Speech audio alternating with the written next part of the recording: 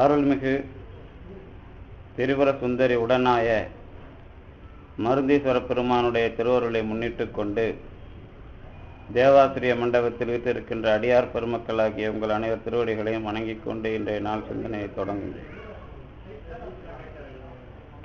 தொடர்ந்து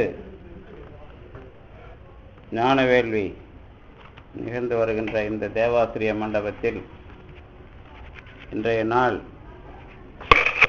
வள்ளல் பெருமானை அடிப்படையாக கொண்ட நாள். இன்றைய நாளில் முன்னதாக நாம் அருட்பெருஞ்சோதி அகவலில் 2 அகவலை சிந்தித்திருக்கின்றோம். அருட்பெருஞ்சோதி அருட்பெருஞ்சோதி அருட்பெருஞ்சோதி அருட்பெருஞ்சோதி என்பதாக தொடங்குகின்ற அகவலை தொடர்ந்து அருள் சிவநெறிசார் அருள் பெருநிலை வாழ் அருள் சிவபதியாம் அருட்பெருஞ்சோதி என்ற 4 அனுபவங்களை விரிவாக அருட்பெருஞ்சோதி என்பதாகிய ஒன்றினுடைய தனிநடை அடையாளங்களாக வள்ளல் பெருமான் அமைத்ததை அறிந்தோம். அதனைத் தொடர்ந்து ஆகம முடிமேல் ஆரண முடிமேல் ஆக நின்று ஓங்கிய அருட்பெருஞ்சோதி என்பதாகிய அகவலை அமைக்கின்றார். இந்த அகவலில் வள்ளல் பெருமான் ஞான பரம்பரையினுடைய ஆதாரங்களை அருட்பெருஞ்சோதியினுடைய அனுபவமாக கூறுகின்றார். அதாவது தொடக்கத்தில் அருள் சிவநெறி என்பதாகவும் அருள் பெருநிலை என்பதாகவும் அருள் சிவபதி என்பதாகவும் ஆன்மா வாழுகிற இடம் ஆன்மாவினுடைய பிறப்புக்கு உரிய உடம்பு ஆன்மா என்கிற ஒரு தனிப்பொருள் என்ற 3 அனுபவத்தில் அருட்பெருஞ்சோதியினுடைய பேரனுபவம் எப்படி நிலை நிற்கிறது என்பதை தெளிவாக காட்டிய பின்னர் இது பற்றிய அறிதலுக்கு உரிய நூல்களை அருட்பெருஞ்சோதியினுடைய அருளி செயல்பாடுகளாகவே உணர வேண்டும் என்பதை உணர்த்துகிற வகையில்தான் ஆகம முடிமேல் ஆரண முடிமேல் ஆக நின்று ஓங்கிய அருட்பெருஞ்சோதி என்று அமைக்கின்றார். உங்களுக்கெல்லாம் தெரியும், ஆகமம் என்று சொன்னால் நமக்காக பெருமான் அருளிய நூல்கள் என்பதாக சைவர்கள் காட்டுகின்ற நூல்கள். ஆரணம் என்று சொன்னால் வேத உபநிடதங்கள். ஆரணம் என்ற பெயர் குறிப்பாக ஆரண்யம் என்பதற்கு உரியது என்றாலும் அதன் மூலமாக சொல்ல வருகின்ற பொது பெயர் என்ன என்றால் வேதம் என்பதைத்தான் ஆரணம் என்பதாக பெயர் இட்டு வள்ளல் பெருமான் கூறுகின்றார். ஆகமம் என்பதை முதலிலே வைத்து பிறகு ஆரணம் என்பதை வைக்கின்றார். 2 விஷயங்கள். ஒன்று, ஆகமத்தினுடைய முடிவுக்கு மேலும், இரண்டாவது ஆரணம் என்று சொல்லப்படுகின்ற வேதத்தின் முடிவுக்கு மேலும் ஆக நின்று ஓங்கிய அருட்பெருஞ்சோதி. இந்த ஆக நின்று ஓங்கிய அருட்பெருஞ்சோதி என்பதுதான் இனிமே நமக்கெல்லாம் இருக்கின்ற ஒரு அனுபவம். அதாவது அருட்பெருஞ்சோதி ஆண்டவரையே எல்லாமாக பார்ப்பது முதலில். அதற்கு பிறகு அருட்பெருஞ்சோதி ஆண்டவர் எல்லாவற்றையும் எப்படி முடிநிலை அனுபவமாக தருகிறார் என்பதை பார்த்தது. இப்பொழுது வள்ளல் பெருமான் சொல்லுவது எல்லாமாகவும் ஆகி ஆக்கம் தருவதாக இருக்கின்ற தன்மையை பேசுகின்றார். மறுபடியும் அதை தெளிவுக்காக நீங்கள் ஞாபகம் வச்சுக்கணும். சென்ற வாரத்திலேயே உங்களுக்கு ஒரு அணுகுமுறை ஒன்றை நான் சொன்னேன். உலகத்திலே இருக்கிற பொருள்களை பற்றிய முடிவு, உலகத்தில் இருக்கிற பொருள்களை பற்றிய முடிவு இயற்கை செயற்கை என்பதாக இரண்டு விதமாக வகைப்படுத்துகிற நிலை.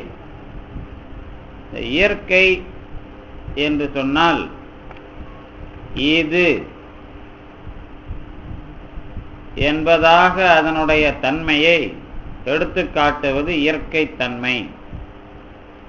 இயற்கை பொருளை இற்று என கிளத்தல் தொல்காப்பியம். செயற்கை பொருளை ஆக்கமோடு கூறல், இதுவும் தொல்காப்பியம். இயற்கை செயற்கை என்பதற்கான அடிப்படை விதிகள் அது. இலை பச்சையாக இருக்கிறது என்று சொன்னால் இயற்கை விளக்கம். இலை பச்சையாக ஆகியிருக்கிறது என்று சொன்னால் செயற்கை விளக்கம். இயற்கை விளக்கத்திற்கும் செயற்கை விளக்கத்திற்கும் என்ன வேறுபாடு என்று சொன்னால், நம்முடைய முயற்சி, அதனுடைய தடையும் நம்முடைய முயற்சியும் இணையுமானால் அது செயற்கை. பொதுவாக இயற்கை செயற்கை ஆராய்ச்சியில் உங்களுக்கு எல்லாம் தெரியும், நாம் செய்யவில்லை என்றாலும் தாவரங்கள் முளைத்து வேர் விட்டு வளர்ந்து இலை பச்சை கிளை, இந்த மாதிரி ஒரு அமைப்பு இயற்கை தான். ஆனால் விதையிலே இருந்து மரம் வருவது என்பதை நாம் தொடர்ந்து அந்த நிகழ்ச்சியை பார்ப்பதனால பொதுவான நிகழ்ச்சி ஆதலினாலே இயற்கை. இந்த பொதுவான நிகழ்ச்சியே அதனுடைய இயற்கையா என்று கேட்டால் அதுக்கப்புறம் நாம் அதை பற்றி விரிவாக, அது அதனுடைய இயற்கை மட்டுமல்ல, கடவுள்தான் இந்த பிறப்புக்கெல்லாம் துணை நிற்கிறார். அவர் இந்த உயிரை உடம்புக்குள்ளே இணைக்கிற வேலையை செய்கிறார். அதனால் அது கடவுளை நோக்கி செயற்கை. இயற்கை செயற்கைங்கிறது நாம் இரண்டு அணுகுமுறைகள்ல பார்க்கணும். ஒன்று, நாம இயல்பாக இந்த உலகத்தை பார்த்து இயற்கை செயற்கை என்று சொல்லுவது.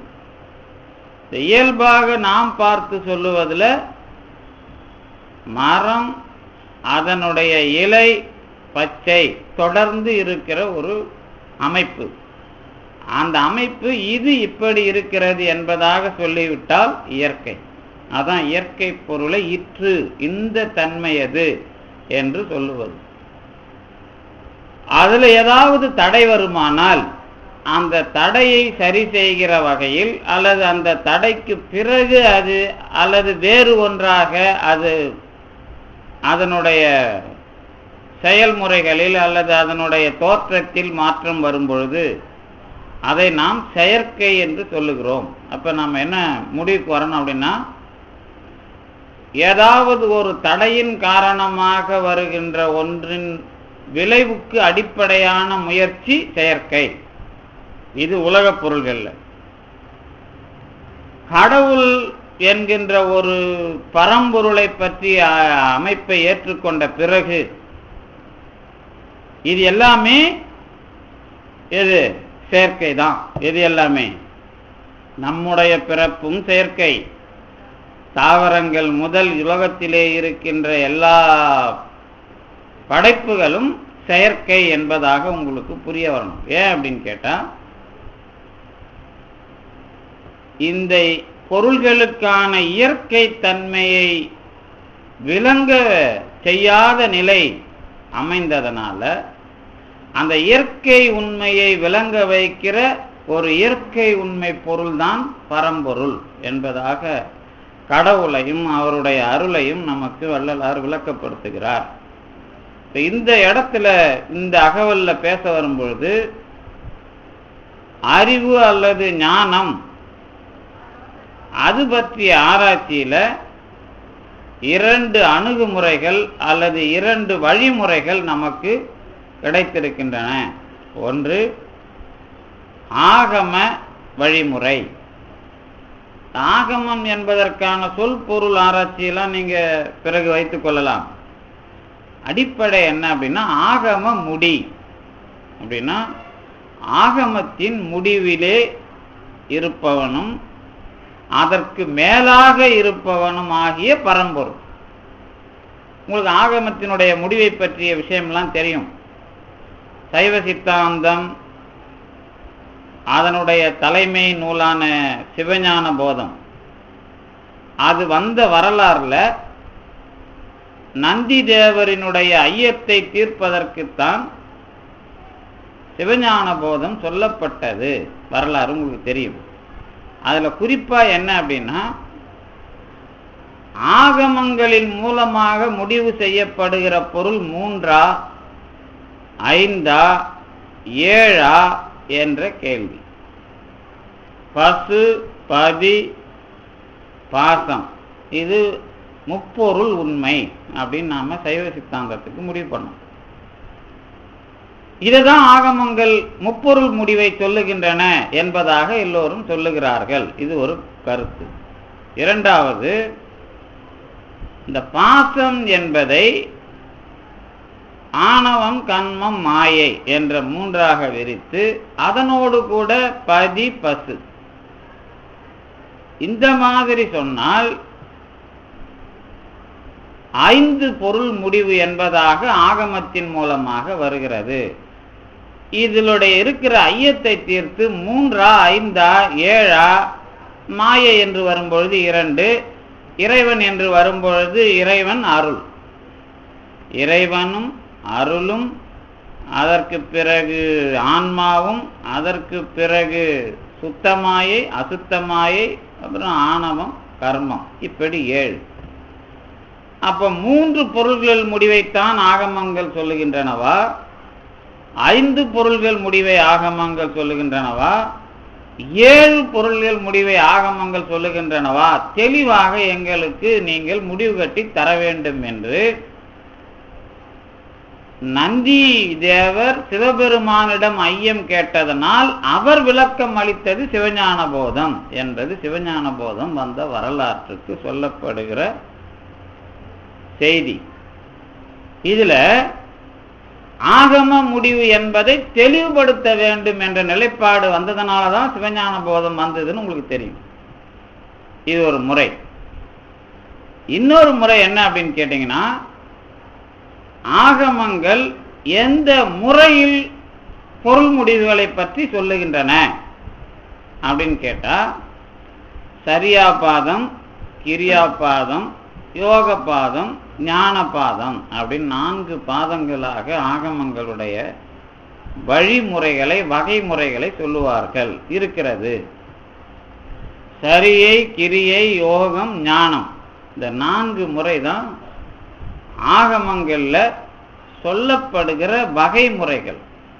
எப்படி வேதத்துல மந்திரம், பிராமணம், ஆரண்யகம், உபநிடதம் என்று 4 வகைமுறைகள் உண்டோ, அதே மாதிரி சரியாபாதம், கிரியாபாதம், யோகபாதம், ஞானபாதம் என்கிற 4 வகைமுறைகள்.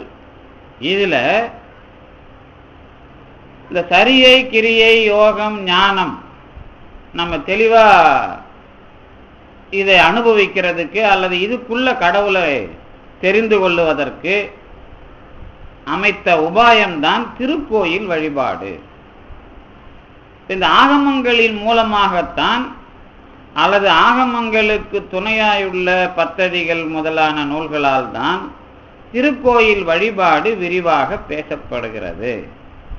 இன்னொன்று, ஆகமங்கள் அதை ஒட்டிய நூல்கள் இவைகள் தான் திருக்கோயிலை கட்டுவதற்கும் துணை செய்கின்றன. இதெல்லாம் நமக்கு தெரிந்த வரலாறு. என்ன இதனுடைய அடிப்படை கருத்து என்று கேட்டால், ஆகமங்கள் திருக்கோயில் கட்டுவது தொடங்கி அதனை வழிபடுகிற முறைகள் தொடங்கி கடவுளை அதன் மூலமாக எப்படி நாம் தெரிந்து கொள்ளுகிறோம் என்பதை விளக்குகின்ற ஒரு பொதுமுறை. இந்த முறையை நாம வேதத்தினுடைய விவரத்துக்குள்ளேயோ அல்லது வேதம் சார்ந்த வகைமுறைகளுக்குள்ளேயோ பார்க்க முடியாது. அதனால இந்த தத்துவம் பேசும்போது என்ன பண்றாங்க அப்படின்னா,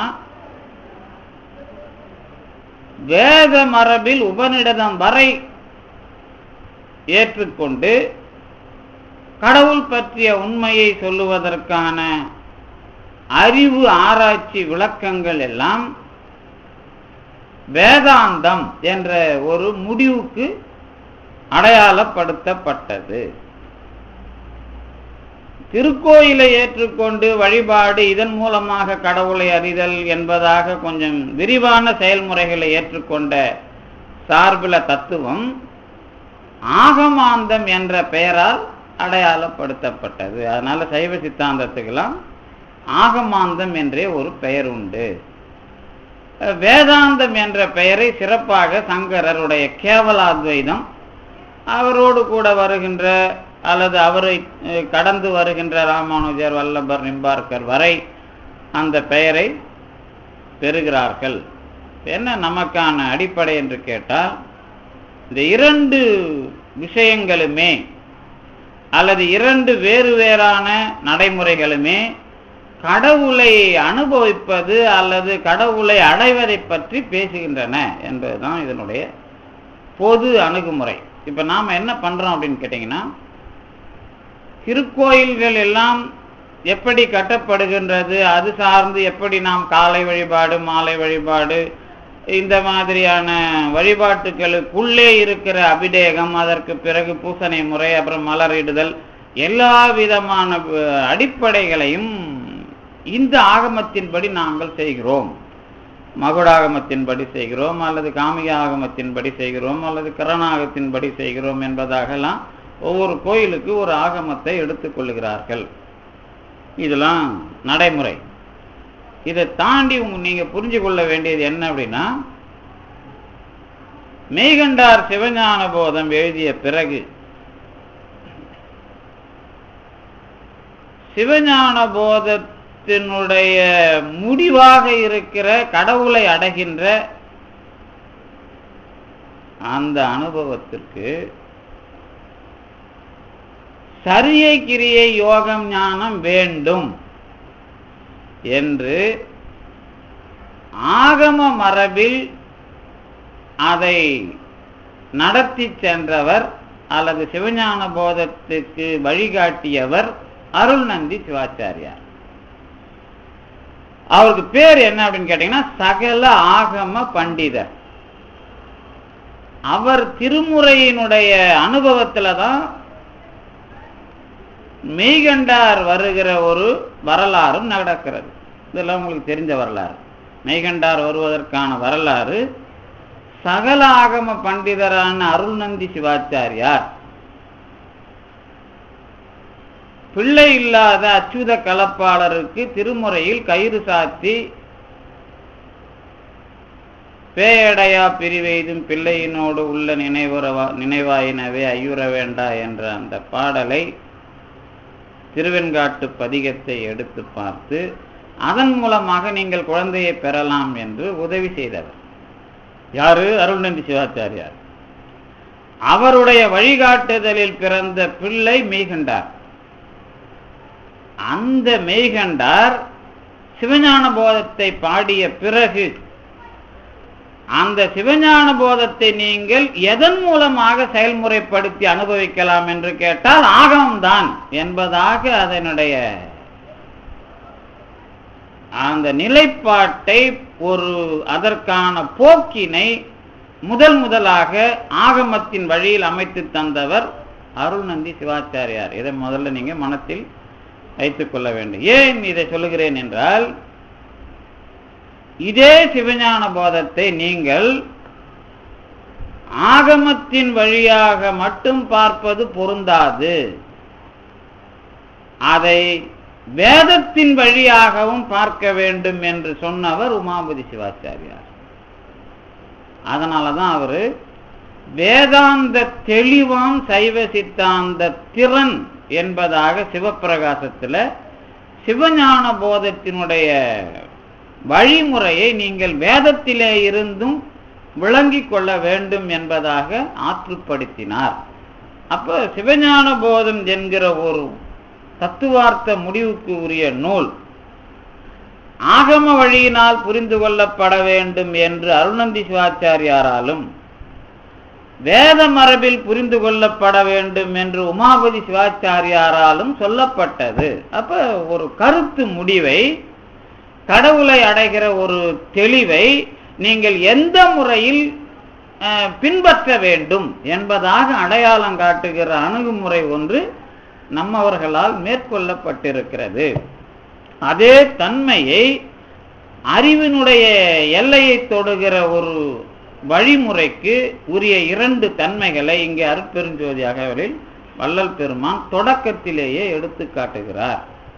அதுல இன்னும் கொஞ்சம் கூடுதலா நீங்க என்ன தெரிஞ்சுக்கணும், இது எப்படி முடிமேல் என்பதாக, ஆகம முடிமேல் என்பதாக எப்படி அவர் வள்ளல் பெருமான் நமக்கு அறிவுறுத்துகிறார் என்று கேட்டால், ஆகமங்களினுடைய அறிவுறுத்தலான சரியை, கிரியை, யோகம், ஞானம் என்பதை நாம் எப்படி புரிந்து கொள்ளுகிறோமோ அதன்படி நீங்கள் கடவுளை அடைகிற முடிவு உங்களுக்கு கிட்டுகிறது. இப்ப சரியை என்றால் என்ன அப்படின்னு கேள்வி கேட்கும். நம்ம இப்ப இதுல மிகப்பெரிய சான்றுகள்லாம் உங்களுக்கு தேவையில்லை. ரொம்ப எளிமையா திருக்கோயில் வழிபாடு சார்ந்து நமக்கு விளக்கம் தரப்படுகின்ற ஒன்றுதான் சரியை. அதற்கு பிறகு கிரியை, அதற்கு பிறகு ஞானம், அதற்கு யோகம், அதற்கு பிறகு ஞானம். சரியை, கிரியை, யோகம், ஞானம். ரொம்ப எளிமையாக அதை விளங்கிக் கொள்ள வேண்டுமானால்,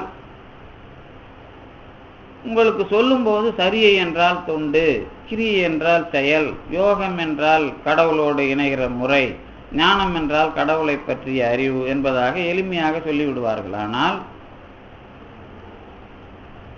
கோவில் தொண்டு என்பதை வெறும் சரியையோடு நாம் முடித்து கொண்டாலேயே எல்லாம் முடிந்து விடுமா என்று கேட்டால் இல்லை. சிவஞான போதத்துக்கு விரிவான விரிவுரை எழுதியவர் சிவஞான முனிவர், திராவிட மாபாடியக்காரர் என்று சொல்லப்படுகிற அவர் சிவஞான மாபாடியம் எழுதியவர். சைவ சித்தாந்தத்துக்கு சங்கராச்சாரியரை போலவும் ராமானுஜரை போலவும் விரிவுரை எழுதி தத்துவத்தை நிலைநாட்டுகிற அணுகுமுறையில் சைவ சித்தாந்தத்துக்கு பெரிய விரிவுரை எழுதி மாபாடியம் என்ற பெயரால் சைவ சித்தாந்தத்தினுடைய கட்டடத்தை நிர்மாணித்தவர் சிவஞான முனிவர்.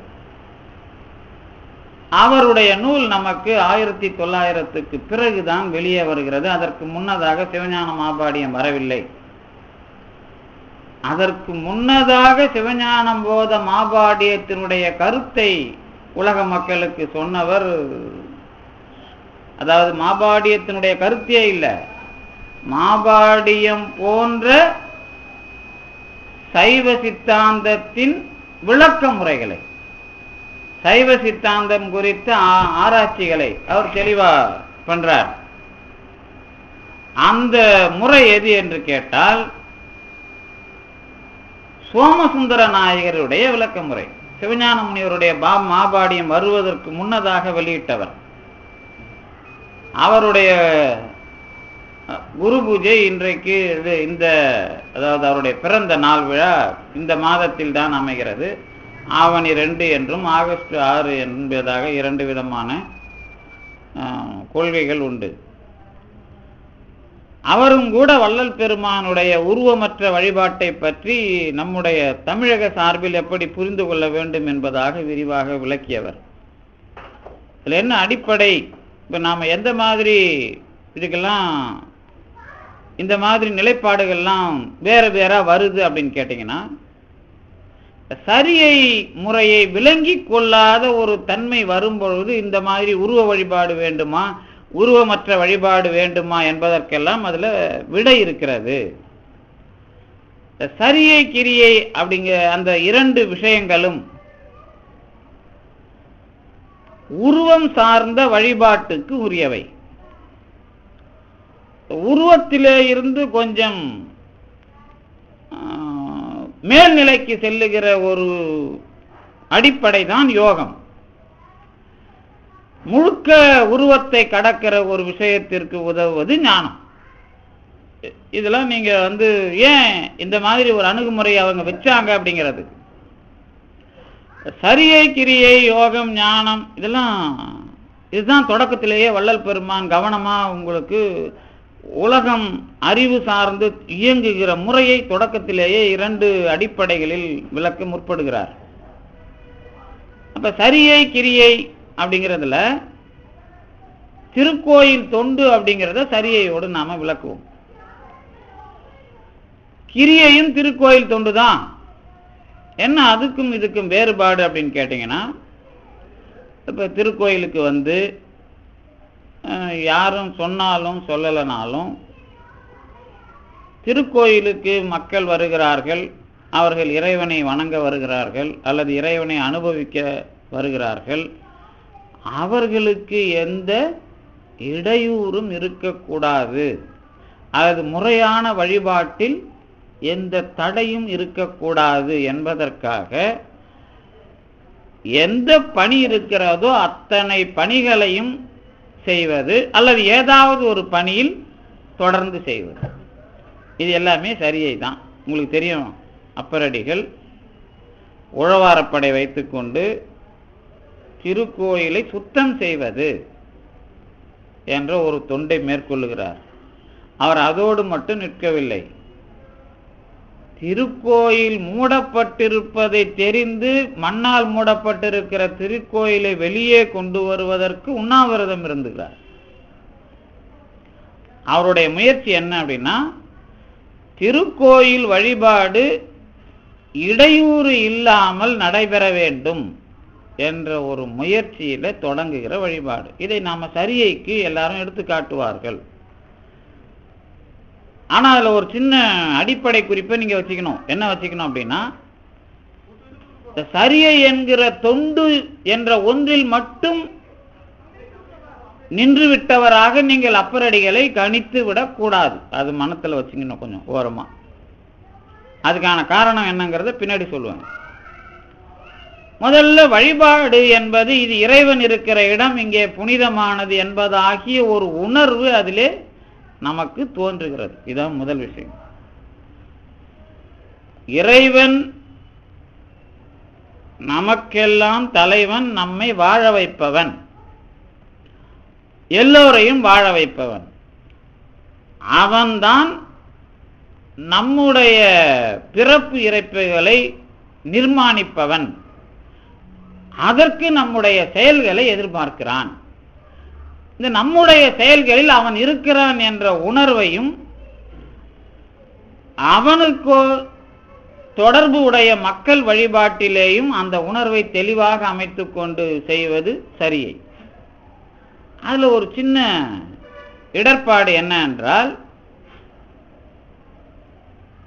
இறைவன் இருக்கிற ஆலயம் மட்டும்தான் அவன் இருக்கிற உணர்வோடு நிற்பது, அந்த எல்லையோடு இருந்தா சரி, அவ்வளவுதான். திருக்கோயில் சார்ந்து மட்டும் இறைவன் இருக்கிறான், அங்கே மட்டும் நான் அவனை அனுபவிக்கிறேன் என்ற உணர்வை தொடர்ந்து அந்த இடத்திலேயே நிகழ்த்துவது, அதுவரைக்குமான புரிதல் சரியை தொண்டு. அந்த தொண்டிலேயாவது நாம தலை நிற்கணும். ஏன்னா திருக்கோயில் வளாகத்திற்குள்ள வந்தவுடனே இறைவன் இருக்கிற இடமாக எல்லா மூலைகளையும் எண்ணி எந்த இடத்திலேயும் இறைவனுக்கு தெரியாமல் நான் தவறு செய்ய முடியாது என்பதாகிய உணர்வு அந்த வளாகத்துக்குள்ளவாவது வந்தாதான் சரியை தொண்டுக்குள்ள முழுமையா வந்தன்னு அர்த்தம். அதற்கு பிறகு இந்த சரியை தொண்டு திருக்கோயிலுக்குள்ள இருக்கிற இறைவன் எனக்கு உள்ளேயும் இருக்கிறான் என்பதை தெரிந்து கொண்டு செயல் மேற்கொள்ளுமானால் நீங்க கிரியை தொண்டுக்கு வருகிறீர்கள் அர்த்தம். திருக்கோயிலுக்குள்ளே இறைவன் இருந்து கொண்டு கண்காணிக்கிறான் என்று தொண்டுகளை செய்தால் சரியை. நான் செய்கிற தொண்டு திருக்கோயிலில் இருக்கிற இறைவனால் மட்டும் கண்காணிக்கப்படவில்லை, என்னுடைய மனம் சார்ந்தும் கண்காணிக்கப்படுகிறது, என்னுடைய எண்ணம் சார்ந்தும் கண்காணிக்கப்படுகிறது என்ற உணர்வு வருமானால் அது கிரியை தொண்டு. இதுதான் சாக்கிய நாயனார் புராணத்தில் இருக்கிற அடிப்படை. சாக்கிய நாயனார் பௌத்தர். அவர் தினந்தோறும் சிவலிங்கத்தை வழிபடுவதற்கு கல்லால் எறிந்து வழிபட்டார்.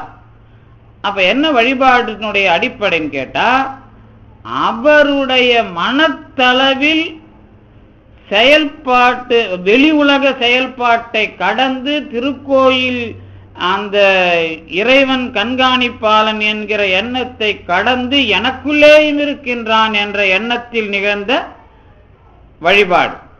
அப்ப முதல்ல நீங்க சரியைங்கிற விஷயம், கோவிலுக்குள்ள இருக்கிற இறைவனை நினைத்து செய்வதெல்லாம் சரியை, அதுவாவது முதல்ல செய்யணும்.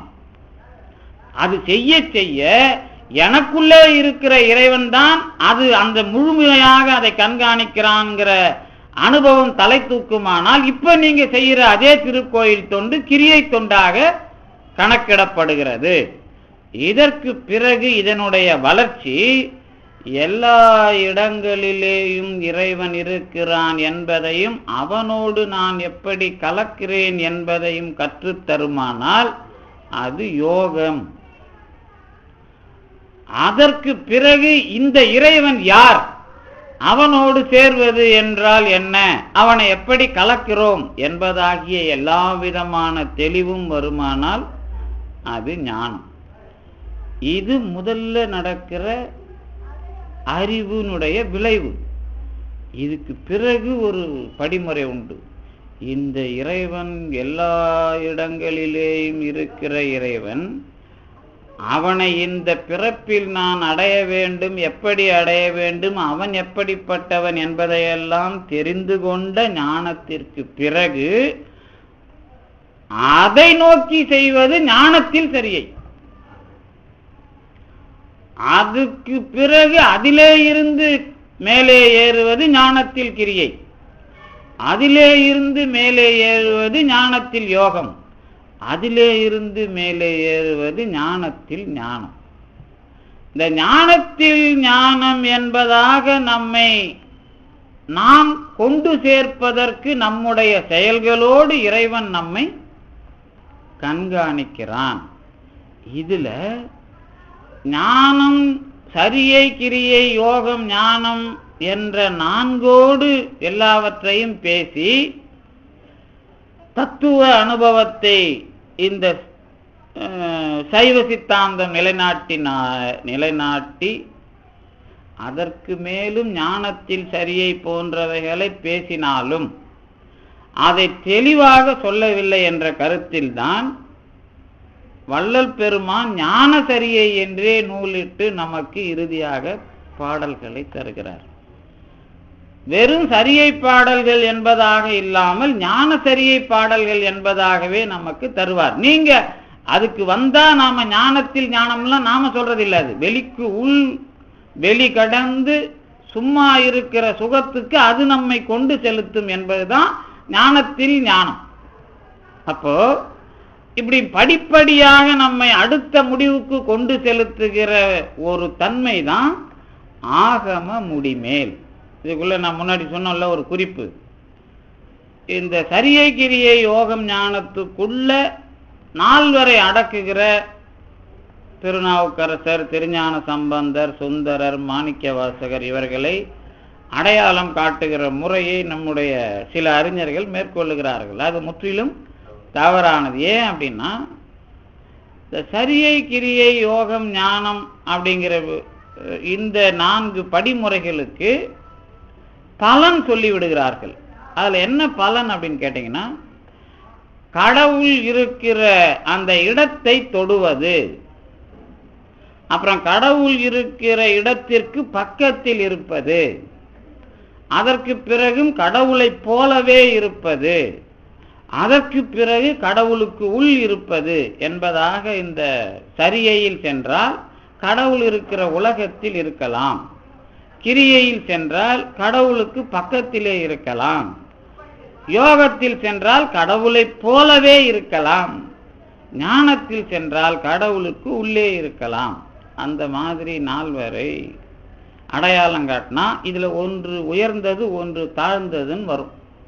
அதனால திருநாவுக்கரசர், திருஞான சம்பந்தர், சுந்தரமூர்த்தி சுவாமிகள், மாணிக்கவாசகர் ஆகிய நால்வருக்கும் சரியையில் நின்றவர், கிரியையில் நின்றவர், யோகத்தில் நின்றவர், ஞானத்தில் நின்றவர் என்று நாம் அடையாளம் காட்டி வகைப்படுத்த கூடாது.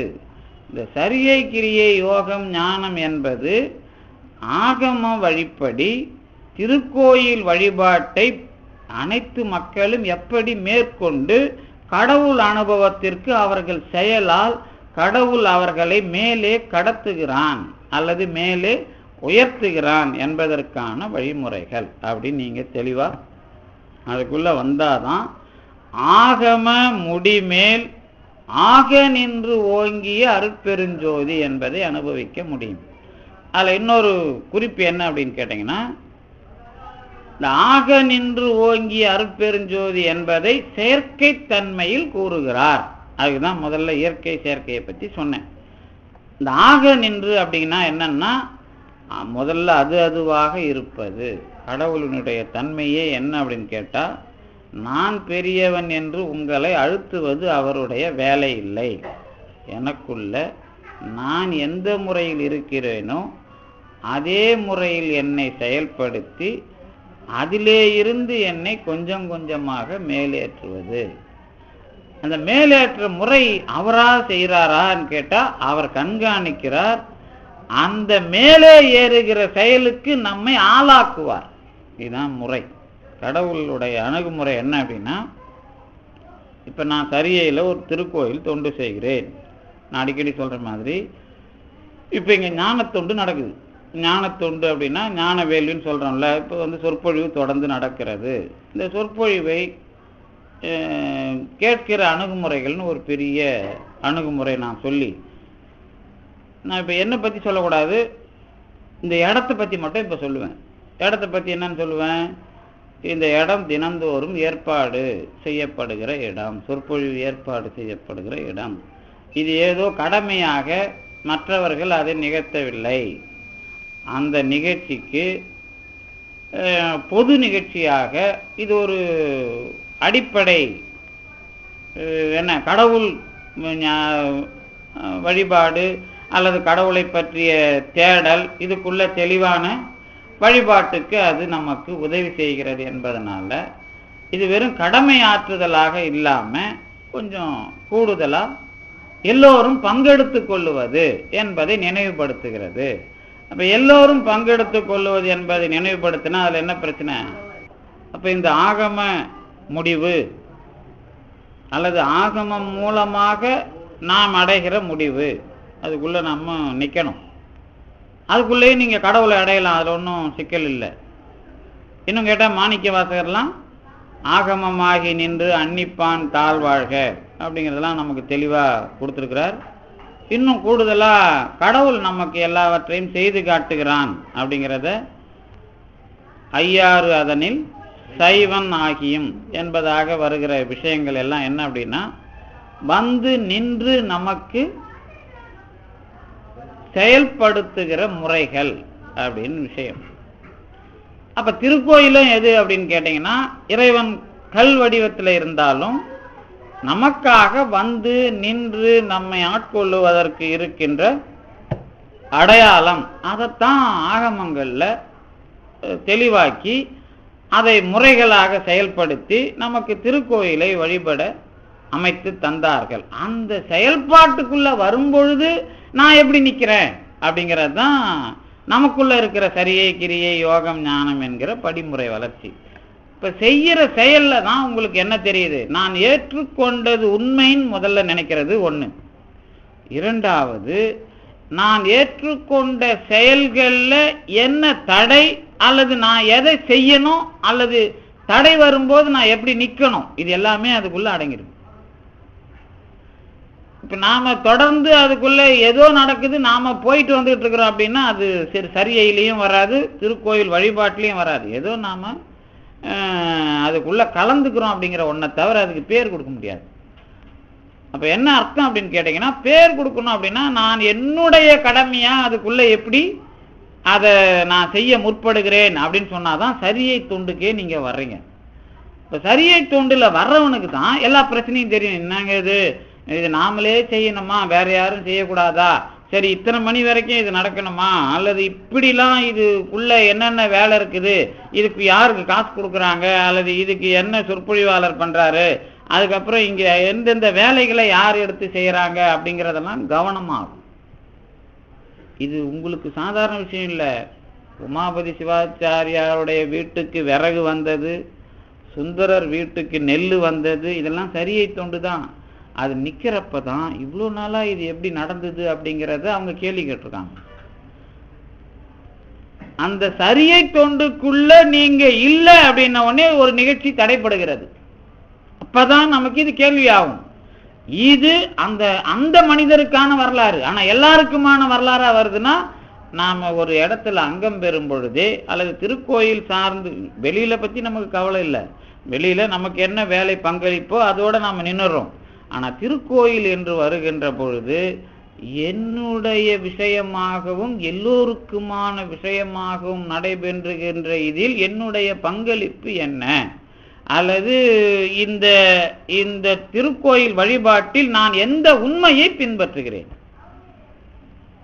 உண்மையை பின்பற்றுகிற வரலாற்றை நீங்க மெய்ப்பொருள் நாயனார் வரலாறுல பார்க்கலாம். எதுவா இருந்தாலும் கடவுளின் பெயரால் சொல்லப்பட்டு விட்டால் அதுல நான் ஐயமே அமைத்துக் கொள்ள மாட்டேன். அது அவருடைய சரியை. அதுக்குள்ள கடவுள் வந்துட்டா கிரியை. அதுக்குள்ள எந்த இடத்திலேயும் பிழை இல்லாம இருந்தா யோகம். அதுக்குள்ள தெளிவாக முடிவை அடைந்து விட்டால் அதுல ஞானம். இப்போ ஒவ்வொன்றுக்குள்ளேயும் நான் ஈடுபடும் பொழுது அதிலே தடை வருகிற காலத்தில் எப்படி நான் அதை முட்டுப்படாமல் செய்கிறேன்.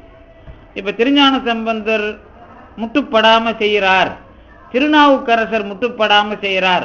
அந்த வரலாற்றுக்குள்ள நீங்க பாத்தீங்கன்னா தெரியும். திருநாவுக்கரசர் அவருக்கு முட்டு எப்படி வருகிறதுனா, இவரை தொண்டுல பணத்தை கொடுத்து பார்ப்போம், அதாவது நவரத்தினங்களை அந்த தொண்டுல காட்டி கொடுக்கறது, அப்புறம் பெண்களை காட்டி இது மாதிரி எல்லாம் வந்த வரலாறுலாம் நீங்க பாத்தீங்கன்னா, சரியை தொண்டில் இவர் எந்த அளவிற்கு கிரியை தொண்டாக மாற்றி இருக்கிறார். வெறும் சரியை தொண்டு இல்ல, செய்கிற சரியை தொண்டு எப்படி கிரியை தொண்டாக மாறி இருக்கிறது, அது எப்படி யோக தொண்டாக நிற்கிறது, அதிலே எப்படி கடவுள் ஞானம், அதுதான் அதனுடைய வளர்ச்சி. அப்போ முதல்ல சரியை தொண்டுல பெருமான் இருக்கிறாரா இல்லையான்னா அது அதுவாக இருக்கிறார். திருக்கோயிலுக்கு தினந்தோறும் நான் இரவில் அர்த்தஜாம பூஜையில் கலந்து கொள்ளுவேன். இது ஒரு சரியை தொண்டு தான். இந்த சரியை தொண்டுல கடவுள் அதோடைய நிற்கிறார். அதுலயே அவர் சில பேர் அதை தவிர வேற ஒன்றும் வேணான்னு நினைக்கிறாங்கன்னு வச்சுக்கோமே, அது உண்மைதான். அந்த தொண்டுலயே நின்றுட்டாங்கன்னா அது அவங்களுக்குரியதான். அந்த தொண்டுலயே கடவுள் எல்லாத்தையும் கொடுத்துருவாரா அப்படின்றப்ப என்ன பண்ணுவார், அந்த தொண்டினுடைய எல்லையை கடவுள் அடுத்த எல்லைக்கு நகர்த்துவது அப்படிங்கிற வேலையை செய்வார். அப்ப இதுக்கு பேர் தான் படிப்படியாக சமரசப்படுத்தி உங்களை வளர்க்கறது. சமரசப்படுத்தி வளர்க்கறதுனா என்ன அப்படின்னா, நாம முதல்ல அர்த்தஜாம பூஜைக்கு வந்தோம், அது மட்டும் வேலை இல்லை, சரி இல்லை எல்லாருக்கும் சாப்பாடு போட்டோம், மகேஸ்வர பூஜை நடத்தணும், இல்லை ஒரு ஆளுக்கு நம்ம சாப்பாடு வாங்கி கொடுத்தோம், இல்லை ஒரு ஆளுக்கு அன்னதானம் பண்ணோம், ஏதோ ஒரு பேர்ல நம்ம செய்யற வேலை, இதுக்கு மேல இன்னொன்னு இருக்குது அப்படிங்கிறத வளர்க்கும். முதல்ல இதுவாக இருந்த கடவுள் தொண்டு அடுத்த படிக்கு உயரும் பொழுது கடவுள் ஆக நின்று ஓங்குகிறவராக தெரிவார். இந்த ஆக நின்று ஓங்குதல்னா அப்படின்னா கேட்டா, முதல்ல நீங்க எதுல கடவுளை நினைக்கிறீங்களோ அதுல நிக்கிறது, அதுக்கு பிறகு ஓங்குவது. அதிலே நின்று ஓங்குவது என்று சொன்னால் அதிலே இருக்கிற உண்மைத்தன்மை. அப்படி இல்லைன்னா அந்த ஓங்குதல் என்பது சுத்தமா மாறும். சுத்தமா மாறுறதுல என்னன்னா, நீங்க செய்யற செயல்பாடுல பிழை இருக்குமானால் அல்லது அதிலே இருந்து மாற மாட்டேன் என்று சொன்னால் உங்களுக்கு பிறவியை முடிவு செய்து அடுத்த பிறவியில் தொடக்கத்திலே இருந்தே கொடுக்க வேண்டிய நிர்பந்தம் கடவுளுக்கு உண்டு. சில பேர் சில கொள்கையை மாற்றிக்கொள்ள மாட்டார்கள். இந்த பிறப்பில் அதுக்கான வாய்ப்புகளை கடவுள் தந்தாலும் திணிக்க மாட்டார்.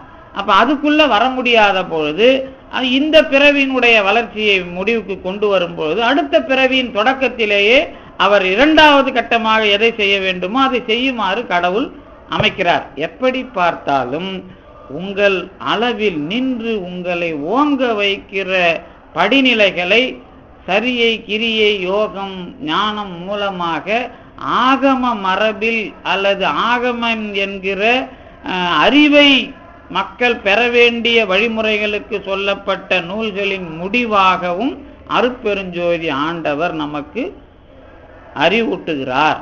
அந்த மாதிரி முடிவு பண்ணீங்கன்னா ஆகம முடிமேல் ஆக நின்று ஓங்கிய அருட்பெருஞ்சோதி என்பதை நீங்க தெளிவுபடுத்திக் கொள்ளலாம்.